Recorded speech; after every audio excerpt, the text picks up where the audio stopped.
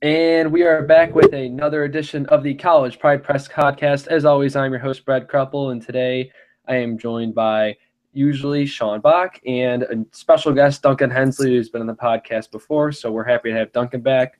We're going to do a little Big 12 preview today, as this is Big 12 week for us. We've got team previews, standings predictions, and all of our predictions regarding the Big 12 conference this week, so we figure we're going to do a podcast as usual.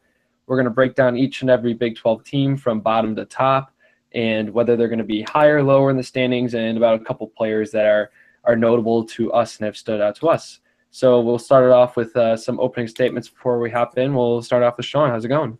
Good. So there's been a lot of stuff going on in the sports world, obviously, but 1 week since we've done our last podcast, and that means one more week until college basketball begins. I can't wait to get things going. It's going to be a lot of fun. All right, we'll throw it to Duncan. What's going on with Duncan Hensley? Yeah, no, I'm just as excited, with the baseball playoffs. You get that kind of I think it was Brian Kenny who said it was better than the first weekend of the NCAA tournament. I love this weekend. Don't necessarily agree with that, but it's been fun to watch, baseball, football, and just kind of rotate between the three. But I'm excited to talk about the Big 12 because, there's a lot of change in the conference, people coming and going. But then, at the top, according to KenPom's Big 12 team, all those guys are gone. Jonathan Motley, Frank Mason, Juwan Evans, Josh Jackson, and Monte Morris. So there's a void at the top of the talent scale in the Big 12. So it'll be interesting to see, with some newcomers and some guys getting older, who will take those spots.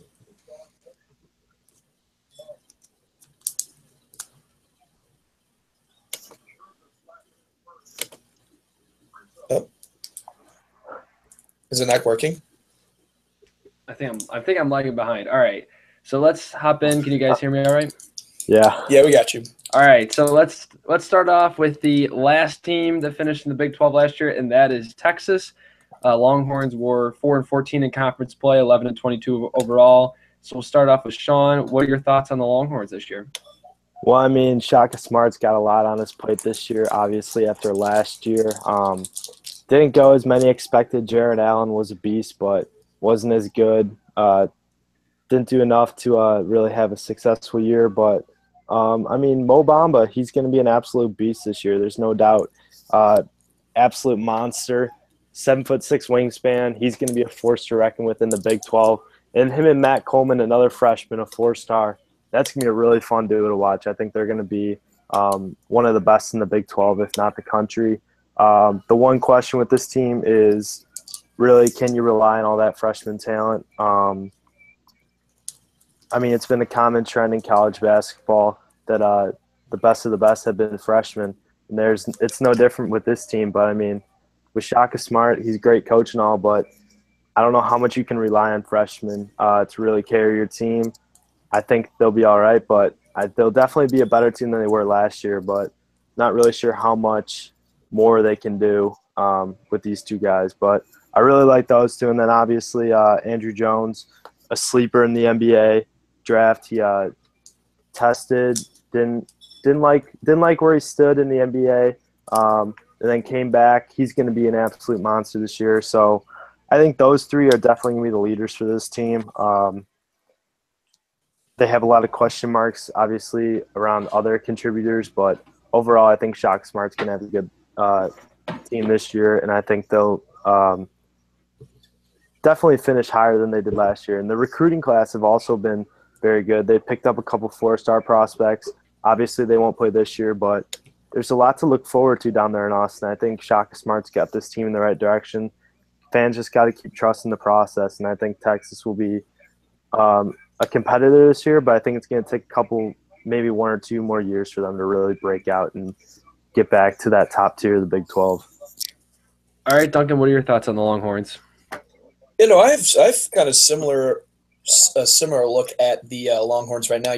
They did graduate, and obviously Jared Allen left to go to the draft, a lot of their front court talent. But, one could argue that with the young talent, headlined by Mo Bamba, that their front line actually might be better than it was last year.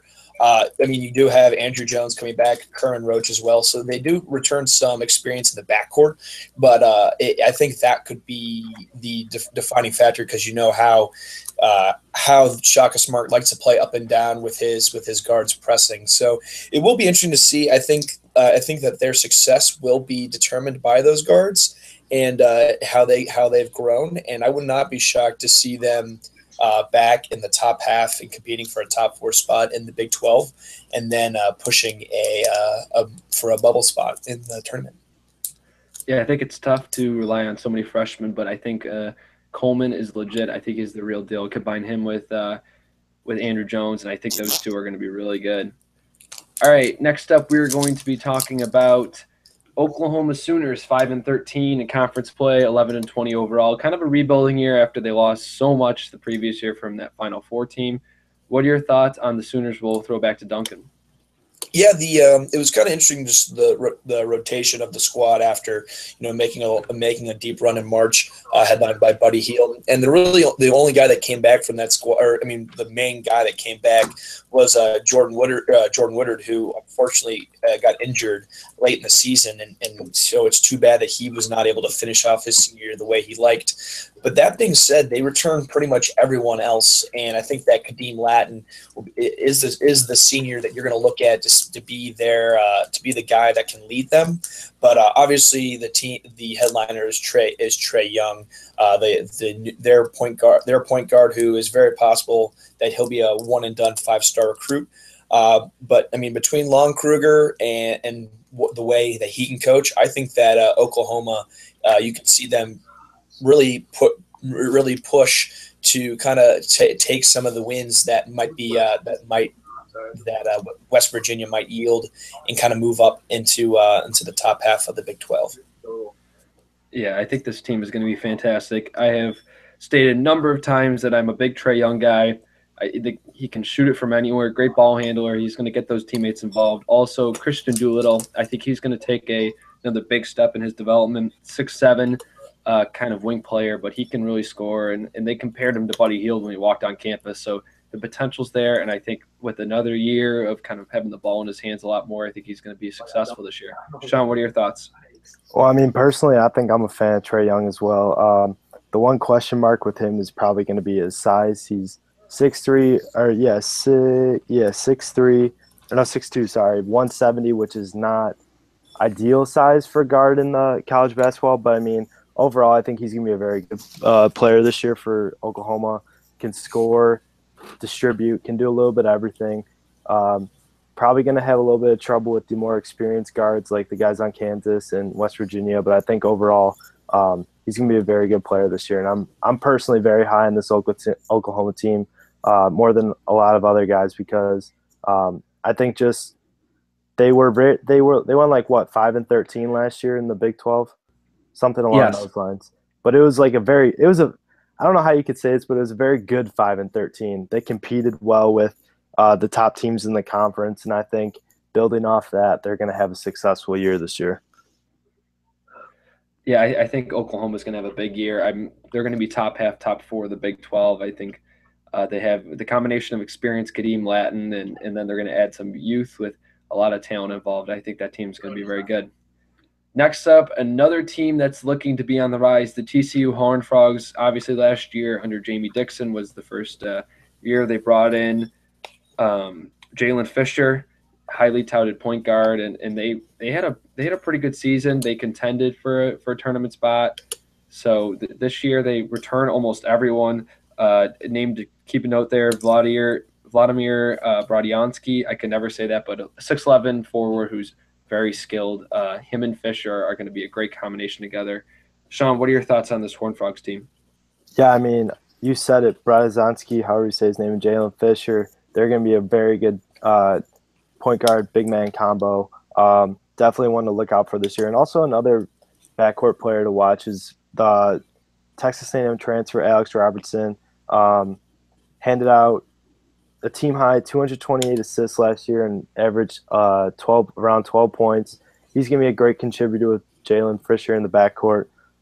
Look out for those guys because I think they're one of the sleeper backcourts in this conference. I think they'll definitely open some eyes this year, and they could provide some great boost from the guard position. And then you have Kenrick Williams, another guard who averaged 11.4 and 9.7 rebounds last year. He's going to be a very good player too. I think this TCU team, Jamie Dixon has done a great job. Obviously, they were very irrelevant, a football school actually, 2 years ago. But who would have thought Jamie Dixon would have done this well of a job this early in his tenure? And then after leaving Pitt, and then Pitt's in the toilet. But overall, I think TCU is going to be a pretty solid team this year. They should make the NCAA tournament.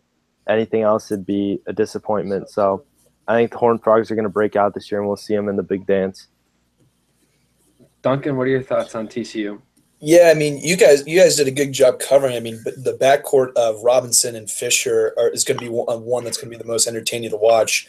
But, the most interesting thing for me is that when you look at their depth chart over the last 5 games of the year, they started a junior, freshman, junior, sophomore, junior. The 3 seniors that were really in the rotation, Brandon Parrish, Carvier Shepard, and Chris Washburn, they all graduated. But when you talk about guys that were shouldering the load during their NIT run, it was all guys that are back on the team this year. So, I mean, echoing like you guys said, I think Jamie Dixon he kind of ran his course at Pitt, but I think back at his alma mater, he's caught a second wind here, and I think it's NCAA tournament or bust. And, depending on how this team comes together, I don't think there's a lot of teams that are going to want to play them by the time that March comes around, because Jamie Dixon did have his troubles in the NCAA tournament. But, I mean, for my money, he's one of the best coaches in the NCAA. So watch out for TCU here. I think they could be a team that makes a leap from not only being into the tournament, but potentially a second weekend team. Yeah, there's a lot of talent, and I think that team is going to be very interesting to watch.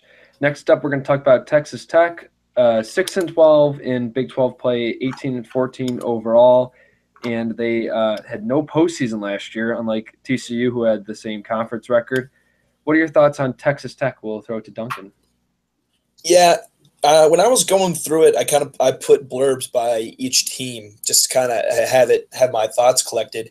And I put by Texas Tech. I don't know. There's not. I mean, they're not bad, but you look at it. They were 11-1 after non-conference play, and then were 6-12 in conference play.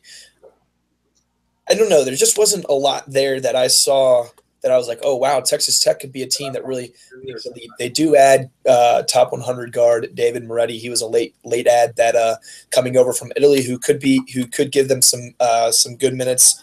At either guard spot, but I just think that this team probably has a relatively limited ceiling, and I mean they're going to have to only have maybe 1 or 2 losses in non-conference play if they're going to hope to make it to the tournament.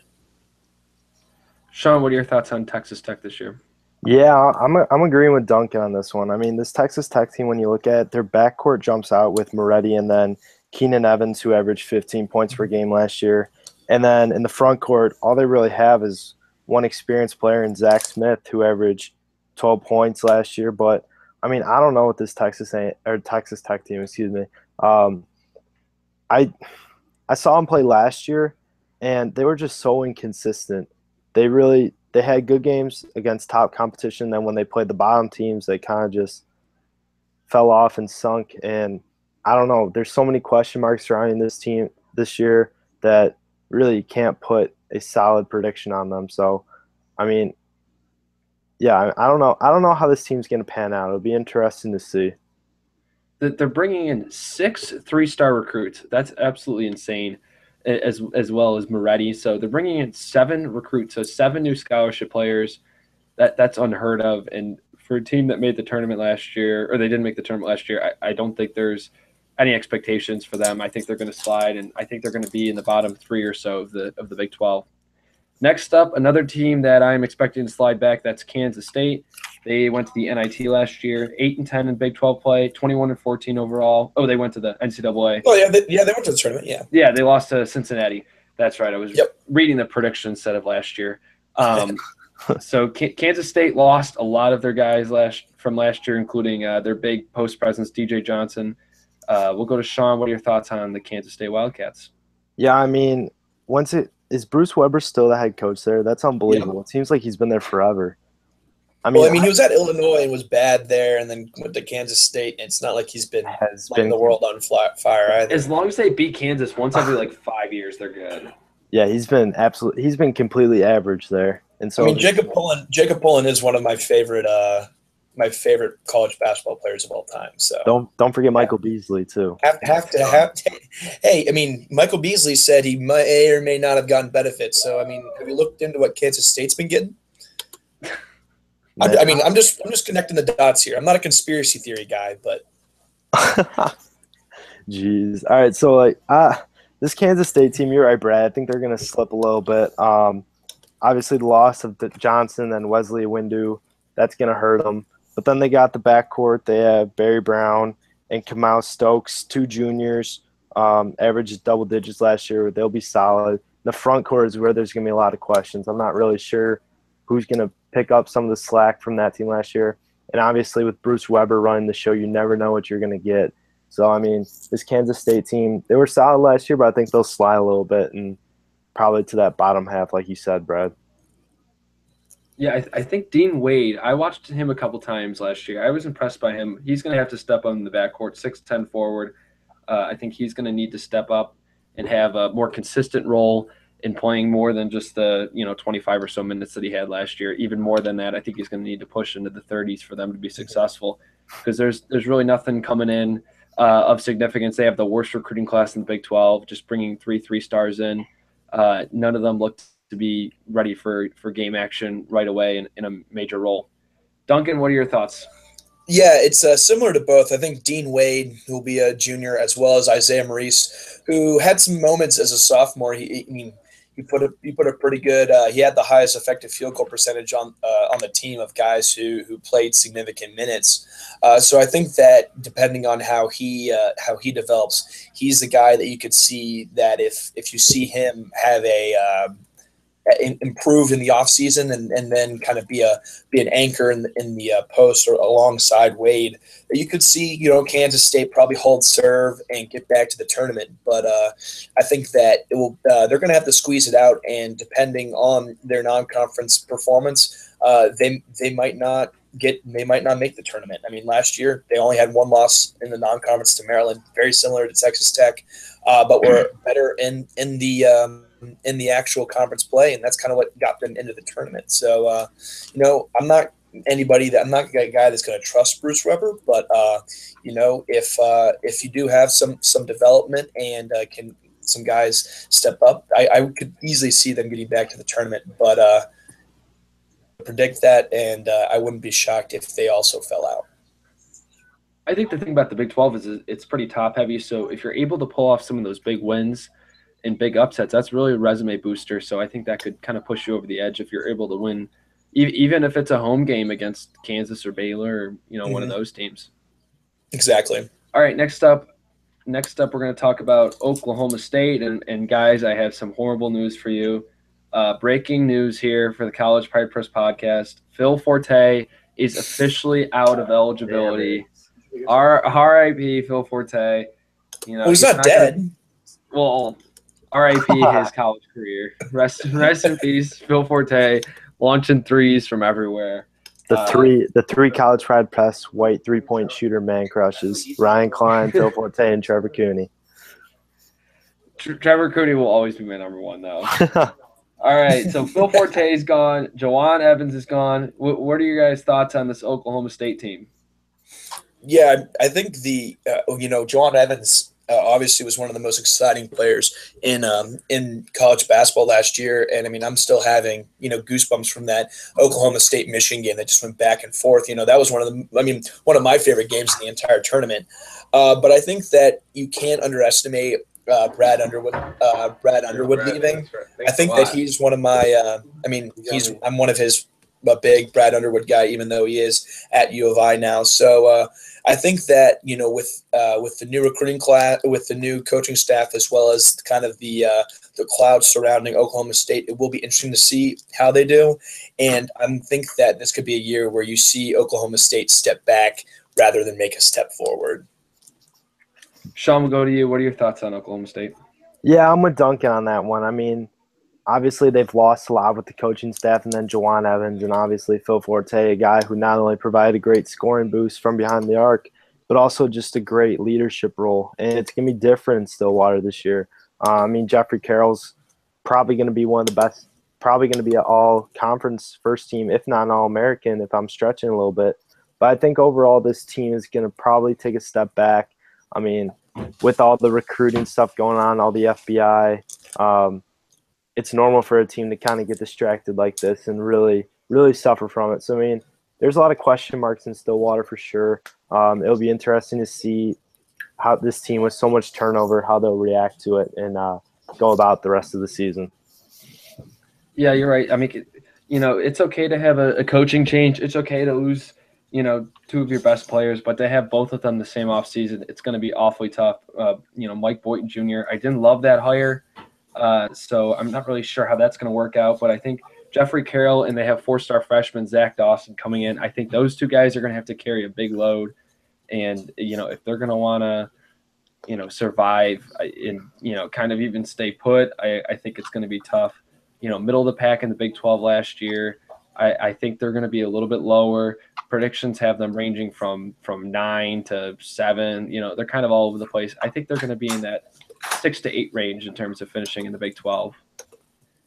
All right, next up, we're going to talk about Iowa State, and I have another disappointing announcement to make, and that is regarding Monte Morris is out of eligibility. He's done. This Iowa State team took a ton of L's. Deontay Burton's gone. Naz Long, Monte Morris, Matt Thomas, all gone. That's, in order, 15 points a game, 15 points a game, 16 points a game, and 12 points a game. That's absolutely insane to kind of try and replace all that offense at once. Sean, will go to you. How do you think they're going to kind of replace that offense, or, what are they going to do without those 4 guys? Well, I mean, it all starts with the backcourt. Picking up freshman top 50 recruit Lindell Wigington. That was huge for this program. I think he's going to be one of the very few bright spots this year for the Cyclones. Steve Prohm, when he took over, we didn't envision that they'd have this much roster turnover right away. But, I mean, we'll see how he reacts, recruiting his own guys and all that. Just rebuilding this program. And I think there's not going to be a lot of smiles this year in Ames. So, I mean, Lindell Wigington is obviously a bright spot, but senior Donovan Jackson's also expected to step up. He'll be a solid contributor alongside Wigington. But, I mean, overall, this Iowa State team, there's just too much that's unproven. And I think really I don't see how they can finish better than the bottom tier of the conference. I think Iowa State, solely because of their home court advantage, I think they'll be able to pull off a couple Big 12 wins there. And for all the scoring that they lost, people forget that they were 42nd. They were in the top 50 in defensive efficiency last year. So, it's they can turn up the D a little bit, and I think that's what they're going to have to do with this team as Steve Prohm kind of gets his feet wet with his own guys. Duncan, what are your thoughts on the Cyclones? Yeah, I gotta echo what you guys all said. I mean, personally, my biggest loss was Matt Thomas. Talk about another shooter that's too bad that his eligibility's gone. But I mean, I think that Deontay Burton was one of the most underrated players in college basketball last year. He was just a guy, he's just kind of that old man basketball skills where he would go inside and beat you, but he can knock down the outside shot. And I think that he really, his leadership is going to be missed as well. So I think that Solomon Young is one guy that you could see could be a bright spot as well. But like you guys said, they're losing a lot of talent, and it's going to be Steve Prohm's team now. Personally, I don't have anything against him. I just think that by yielding all this talent, you're going to see them probably in the cellar at the Big 12 this year. But the Big 12 could be the best conference in the nation again. So that's nothing to be too sad about. But it could be a tough rebuilding year this year for the Cyclones. Quick stat before we move on. They don't have a player returning that averaged more than 17 minutes a game last year. That is absolutely insane. Their work's going to be cut out for them. Like I said, I think they're going to squeak out a couple wins solely because of their home court advantage, and that's been such a huge advantage for them in the Big 12 recently. So, I mean, one thing though, to your point, Brad, about their home court advantage, though, I mean, according to KenPom, they had the third best home court advantage in the country last year. So they could pull off an upset or two. No one should like to go to Hilton, but it will be tough sledding this year, I think. Yeah, that's definitely going to be tough sledding. All right, we're moving into the top three here. This is where the stuff gets really interesting. We're going to be talking about West Virginia. They were 12-6 in conference play last year, 26-8 overall, and they ended up losing in the Sweet 16 to Gonzaga.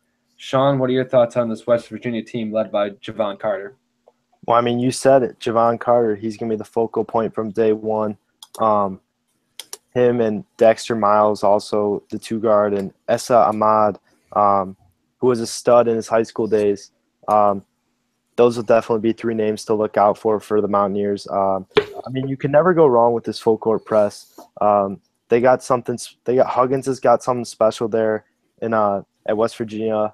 They know how to stay in games solely on their athleticism and their tenacity on defense. So, I mean, whoever West Virginia plays, they're going to be competitive with, and there's no question that they should be among one of the top teams in the Big 12 this year.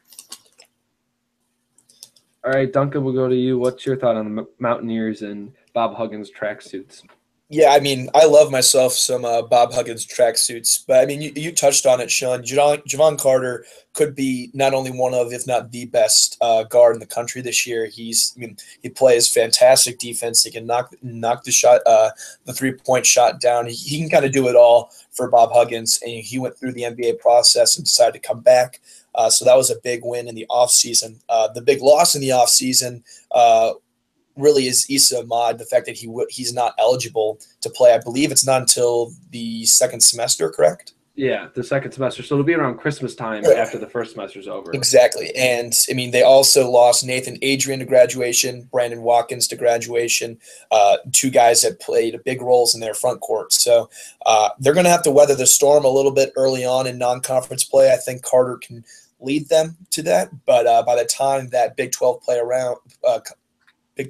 comes around, Issa Ahmad could be the turning point of, is West Virginia back at the top of the Big 12 and making a run in March, or do they kind of have a limited ceiling? So it will be very interesting to see how Huggins manages the missing Ahmad for the first half of the year. But, I think, like Jamie Dixon, he's one of the most underappreciated coaches in the country, and I would not put it past West Virginia to be one of the top 4 teams in the league again and be in the Sweet 16 again. Yeah, I think this is going to be an interesting first semester up until Christmas because, you look at the roster, they're going to be super young, 2 seniors, Javon Carter and Dexter Miles. Obviously, those 2 guys are going to be in the fold with everything. Those guys are going to lug a lot of minutes. But other than that, it's all freshmen and sophomores, and that'll be very interesting. I think some guys, the sophomore class is going to have to step up until they can get Issa Ahmad back, who's an extremely talented forward, and they're going to need him, and they're expecting him to take a step forward with the graduation of Nathan Adrian. So I think this team will be very interesting. When conference play rolls around, it's going to be a completely different team than what you see in November and December. So I think that has to be taken into account. They may struggle in the non-conference a little bit, but once they get into Big 12 play, they're going to wreak havoc as they usually do, force tons of turnovers, and if they can just get enough scoring from Carter and Issa Ahmad, I think that they're going to be a pretty good team.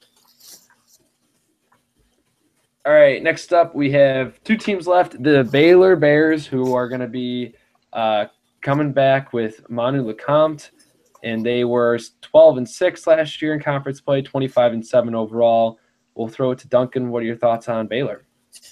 Yeah, Baylor is an interesting team. They lose Jonathan Motley, who, according to KenPom's Player of the Year rankings, he was the 3rd best player in college basketball last year. So that's tough for for Baylor to lose. But, at a certain point, we had to look at ourselves as college basketball fans and say, all right, can we admit that Scott Drew knows how to coach? I mean, you look through their non-conference play, who they beat. They beat Oregon. Okay, it was a shorthanded Oregon team, but the second game of the year, I mean, dominated Oregon.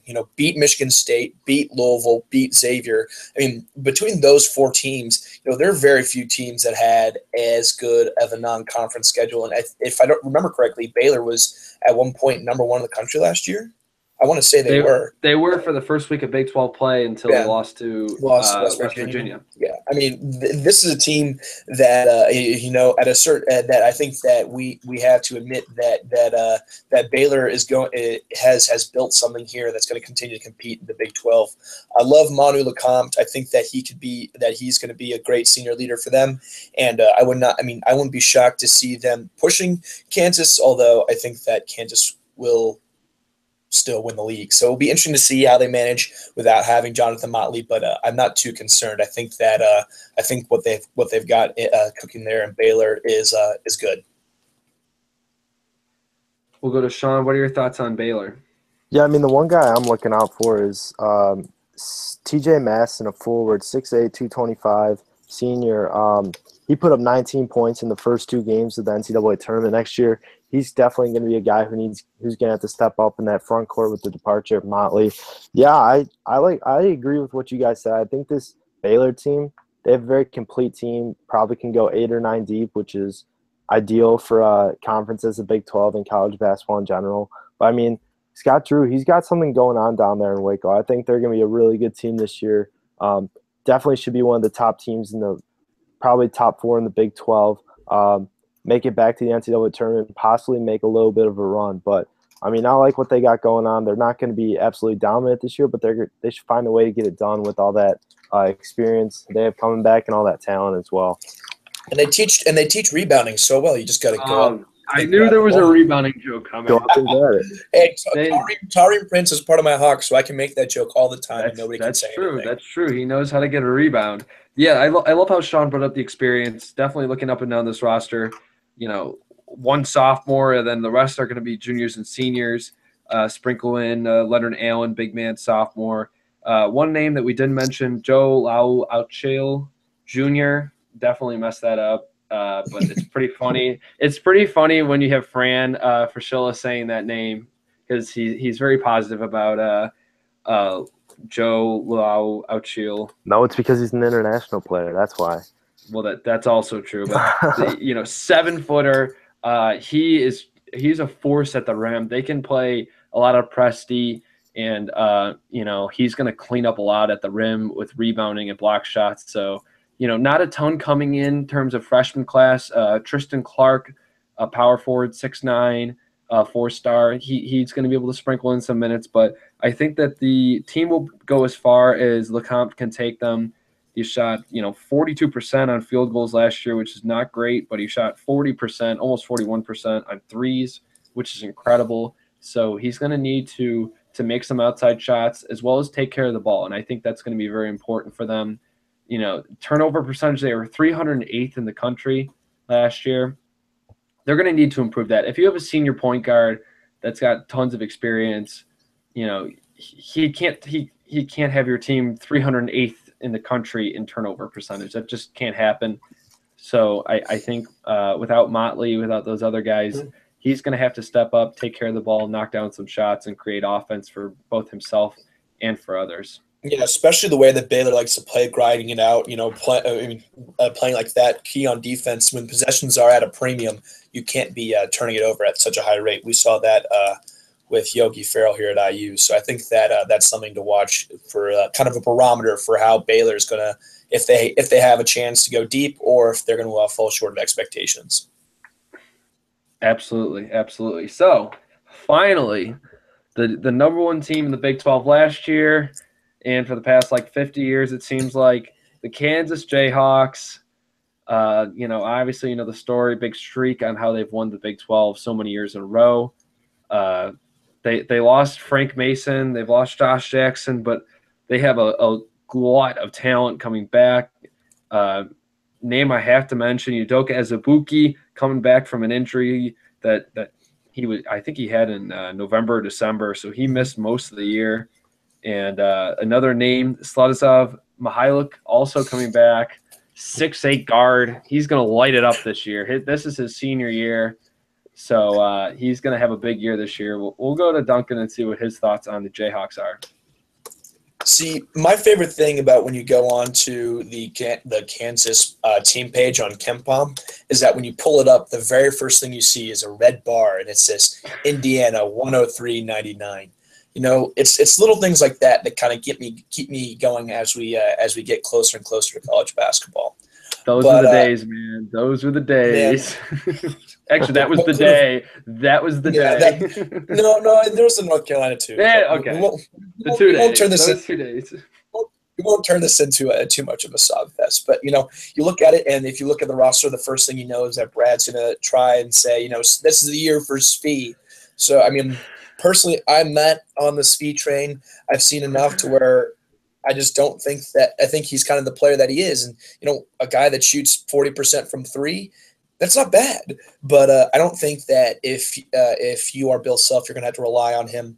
You want to rely on him to lead the team. You know, they do lose Frank Mason, they do lose Josh Jackson, who were their two best players last year. But I think that you're going to need to see the guards really step up. Specifically, Malik Newman, the 5-star transfer from Mississippi State. I think that how he steps up for Bill Self's squad could, you know, make them not only one of the best teams in the country, but a true national championship contender with the likes of Michigan State and others. So, I mean, there's a lot to like. You know, they also have Billy Preston coming in, 5-star, who's a number 20 player nationally, as well as Marcus Garrett to kind of help solidify the team as a whole. But I think that you're going to see the experience of Kansas, which they seem to always have, is going to be what drives them to success, not just having that young talent. Well, you also forgot to mention that they're losing Carlton Bragg, who, you know, did a great job giving everyone towels on the bench and getting hyped up at very odd times. Sean, what are your thoughts? I tried my best to not reference Landon Lucas or Carlton Bragg, but you made me do it, okay? Landon Lucas was good last year. He was good for them. He was just what they needed. I mean, he had 8 points and 8 rebounds. And yes, he had like a bunch of stupid plays, but he was actually pretty good for them when he was playing his game. You're right. New Year. It was his junior year that he was horrible. Okay, all right. It was his first 3 years of his career that were just not good, and then his last year, that's when he turned it on. Yeah, so I mean, I don't know. So the loss of Lucas and all those guys is definitely going to hurt a little bit, but I mean, the big question mark coming in this one is going to be Billy Preston. Obviously, he's a great talent, great player, but I think the real thing for me is how is he going to adjust to Bill Self's system, which, I mean, he's not really used to something like that. Obviously, at Oak Park and Oak Hill, and wherever he's played before, he's kind of been the man. He's kind of done a little bit of everything. But how is he going to be stepping into a role where he's not the number one option each and every time down the floor? How is he going to how is he going to learn to play defense and not just rely on his athleticism? How is he going to just keep up with this team and stay poised? Because, I mean, I remember watching him at the McDonald's game earlier this year, and every time down the floor, he looked to shoot. I mean, granted, it was an all-star game, but still, I mean, I don't know. I don't know with him. I mean, he's a great talent, but it's just going to be interesting to see how he adjusts and if he can adjust, because, I mean, they need a scorer on this team. Devontae Graham and Malik Newman obviously are going to be focal points for the defense and stopping them. And the front court with Azubuike, who's not really known to put the ball in the bucket, but more being a defensive player and rebounder. Preston is going to have a big role this year. He's going to have to score the ball, distribute to teammates, play both ends of the floor, and I think it'll be interesting to see how he adjusts. Because, I mean, kind of an immature kid from what I've seen, but I think if he can adjust and really pull it together, he can be the difference maker for the Jayhawks and get in their 60th Big 12 victory or Big 12 title in a row. Yeah, I like your comments. I think the front court is going to be the key for this team. Obviously, the back court is going to be very good. returning Devontae Graham. Malik Newman spent last year training with Bill Self and kind of getting the gist of the offense down. They've got great role players in that backcourt, Mihailuk and LeGerald Vick, and they also have Marcus Garrett coming in. So that backcourt's pretty much set. It's going to be one of the best in the country. The question is going to be the front court. Azubuike coming back. Dwight Colby, I believe, is coming back. Or no, Colby transferred, I believe, right? I'm pretty sure he transferred. I'm pretty sure he transferred. Yeah. So they got Azubuike coming back, Mitch Lightfoot, who looked like he belongs at the YMCA, and then Billy Preston. So I think those three guys are going to kind of have to lock down because they like to do the kind of the 4-out, play 4 bigger guards when you can throw a taller LeGerald Vick and Mihailuk down there as the 3 and the 4. So I think it's going to be as those guys can defend, rebound, block shots. That has as far as the team's going to go. Obviously, this is one of the best teams in the country. It's just a question of whether that front court can play well enough to kind of jolt them and win those tighter games and not give up the offensive rebounds and be more of a liability that they have to play super small when they really don't have that ability. Yeah, Colby transferred to Western Kentucky and he hasn't left yet, so he is on that's campus. That's key. I thought he was going to be headed back to Kansas. That's the issue. So they had 3 guys that played the center position last year, and none of them are there now. Landon Lucas, Dwight Colby, and Carlton Bragg. That's in conference play. So Azubuike is going to have to be a monster for them. And I think Billy Preston. I heard Bill Self was not as impressed with Preston as he was with Marcus Garrett because I heard his work ethic's not quite as there. So hopefully he can kind of get the gist of it. It took Josh Jackson a while to kind of get that system down and get his feet wet a little bit. I mean, do you think that Kansas could play a kind of a smaller lineup, kind of with Devontae Graham at the 1 and then LeGerald Vick off and then playing with Svi and Preston and then Azubuike? I just don't think that. I think that would be a bigger lineup. When I heard Bill Self get interviewed by Seth Greenberg, I think, and he was talking more like Graham, Newman, and then Vic, Svi, and then like either a Preston or Azubuike down there at the 5. I mean, the thing for me is that while Svi is 6'8", he doesn't play. I mean, he doesn't really play as like a wing or a post. I mean, he only had a defensive rebound rate of 8.6%. So I mean, that's not. I mean, Devontae Graham had 7.9% and Frank Mason had 10.4. So I just think you kind of have to think of Svi really as probably like a guy that's like 2 to 3 inches shorter, even though he's listed as tall as he is. Yeah, but I mean, I think that they wanted to do the kind of – I have to – I could see that. That makes sense.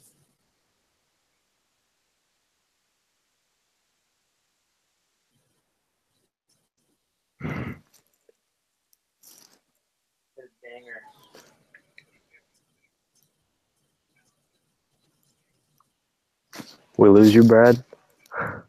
Did we lose him? He's frozen on screen here. Yeah, he's frozen on mine too.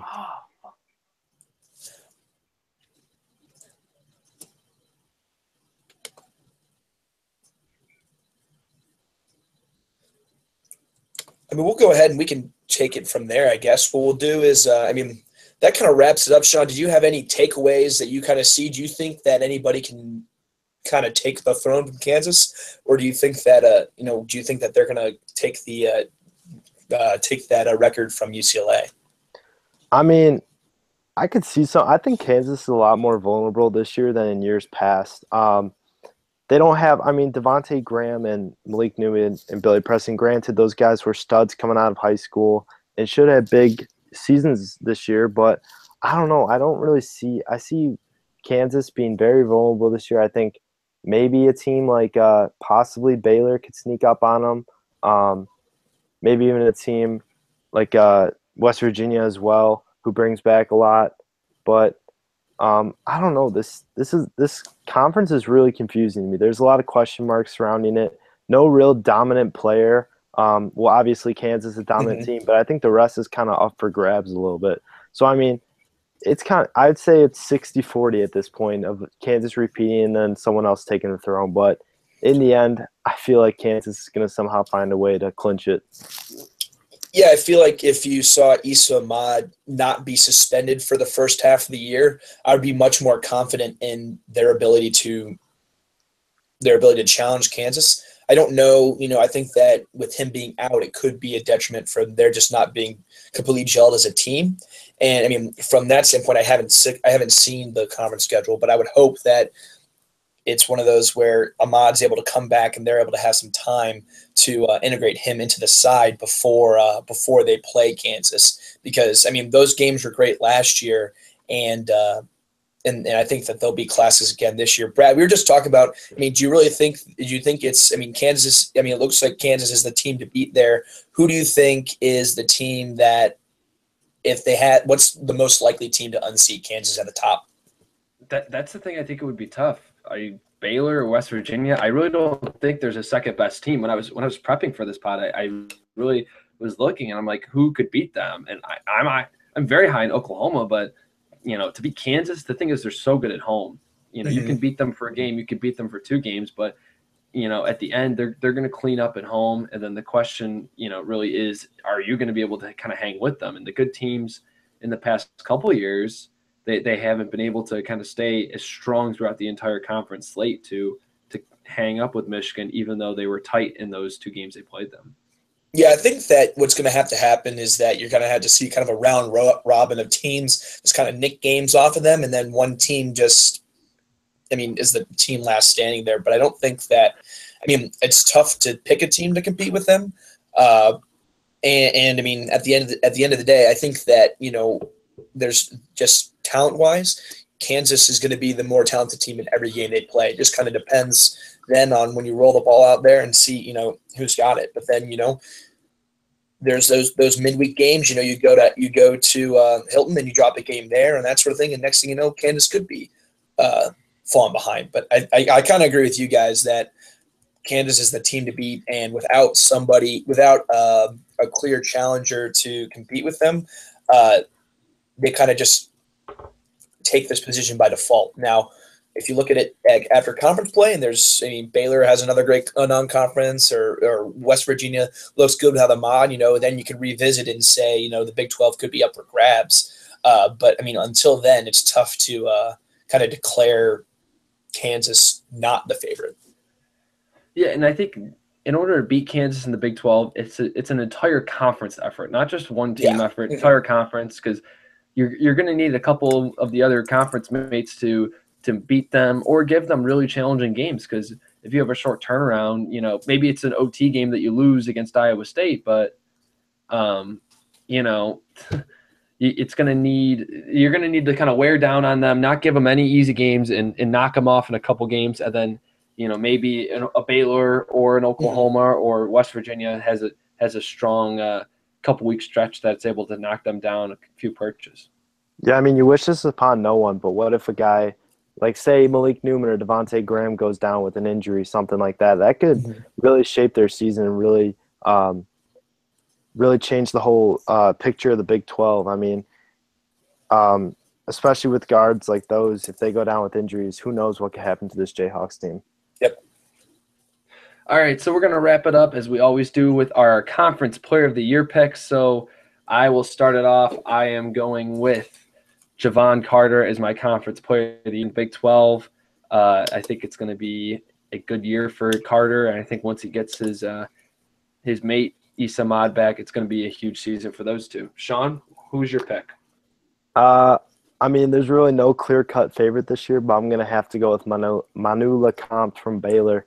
I think last year he was very impressive, probably one of the best guards in the conference, if not the country, and I think he's going to be even better this year and probably lead Baylor to a top 3 finish in the Big 12 and hopefully a high seed in the NCAA tournament. So I'm picking LeCompte. All right, Duncan, wrap us up. Who are you picking here? Yeah, I guess I have the tiebreaker here. I'm going to go with Javon Carter as well. I did his write-up for the top 100, and you watch how he played, especially later in the year, and it's really impressive. And I think that if you do see someone beat Kansas, it will be West Virginia, and it will be because Javon Carter is the best player in the conference and wins those matchups against the other great guards in the conference. So I think that Javon Carter takes it, and you see a very strong West Virginia team this year.